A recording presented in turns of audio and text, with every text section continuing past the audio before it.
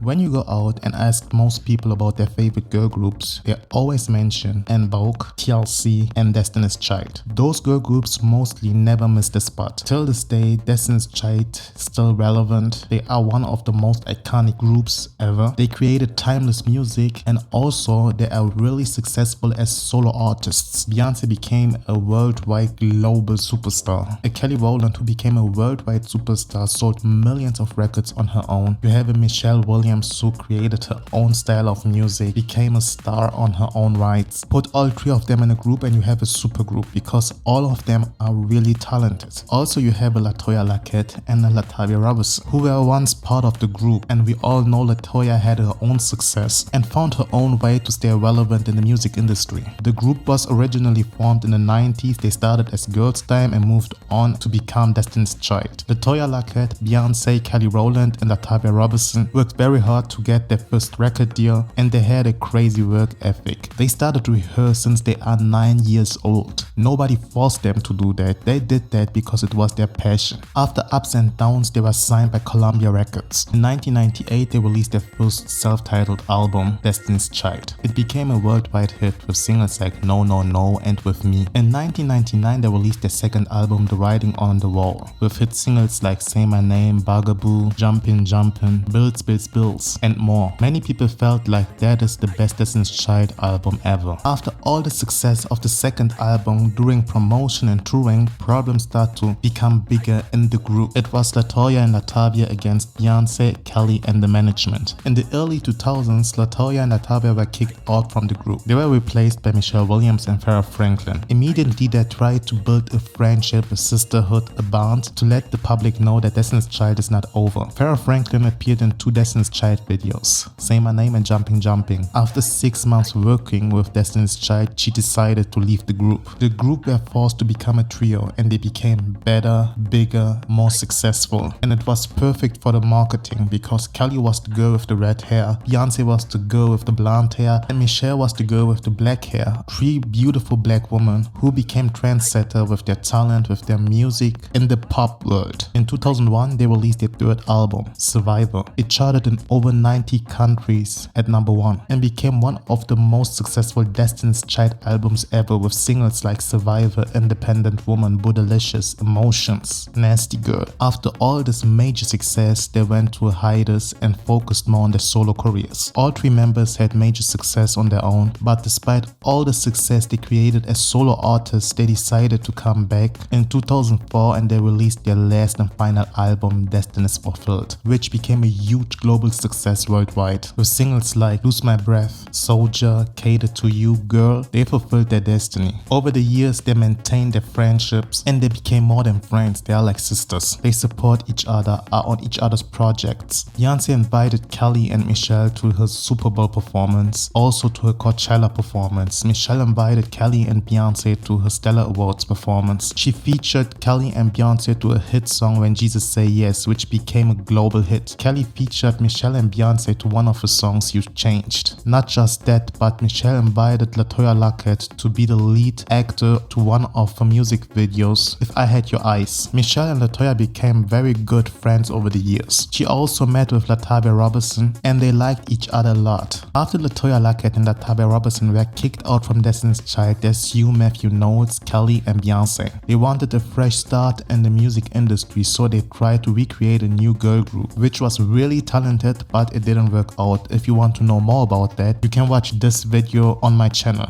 After all the fails in the industry, Letoya and Latavia went to a very hard time separately. Latavia started to drink a lot of alcohol and started to lose herself. Letoya was for a while broke, slept in her car. Luckily, she was hired for a movie named The Preacher's Kid and that changed her whole life. The movie was with Tank and other great actors, and from there on, Capitol Records started to show interest in her and she signed a huge record deal, which allowed her to have the hit single Turn and her first self-titled solo album, which went straight to #1 and became a worldwide hit. Latavia and Letoya went through a very hard time. While Kelly and Beyoncé were flying above, they were fighting for their life and their existence. Luckily, God had better plans for them. After the years went by, Beyoncé, Kelly, Latavia and Letoya reunited and became friends again. They made peace and came to the conclusion that it was just a misunderstanding and the grown people in the situation was putting things in their head that was not right. They always show love to each other, they support each other, they give shout outs to each other, and they respect each other's journey. Fans always want to see a DC5 reunion with all 5 members in. Nobody's asking for DC6 reunion except Farrah herself. I think it would be nice to see all 5 members at stage together because it shows unity, it shows love, it shows that you can fall out with certain people in your life and then come back